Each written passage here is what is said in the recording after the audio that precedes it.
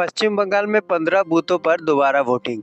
लेकिन सवाल ये है, क्या पहली वोटिंग में कुछ गड़बड़ी हुई थी और अब मामला सुप्रीम कोर्ट तक क्यों पहुंच गया?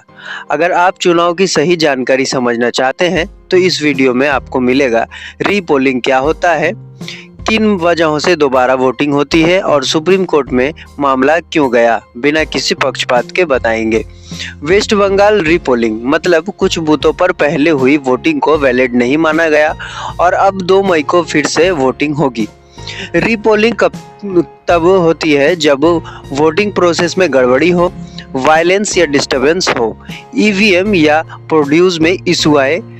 सब इलेक्शन कमीशन फैसला लेती है कि वहां दोबारा वोटिंग कराई जाएगी। इन 15 बूथों पर रिपोर्ट आई थी, voting disturbance, rule violence, fearless पर सवाल। इसी वजह से डिसीजन लिया गया कि रीपोलिंग करवाई जाएगी। अब सबसे बड़ा twist, TMC supreme court petition.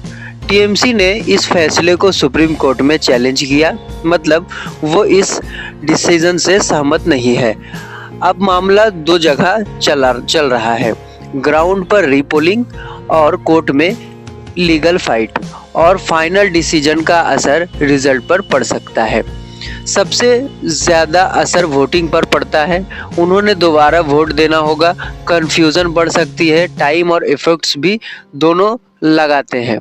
लेकिन फायर इलेक्शन के लिए ये जरूरी माना जाता है। लोगों के मन में सवाल है कि पहले वोटिंग में क्या कोई गड़बड़ी हुई थी? क्या रिजल्ट डिले हो सकता है? क्या ये नॉर्मल प्रोसेस है? तो इसका आंसर है रीपोलिंग सिर्फ ऑफिशियल बूथ पर होती है, इफेक्टिव बूथ पर होती है। फाइनल काउंटिंग में अपडेट वोटर्स शामिल होते हैं। आपका क्या मानना है? रीपोलिंग सही डिसीजन है या नहीं? कमेंट में जरूर बताएं।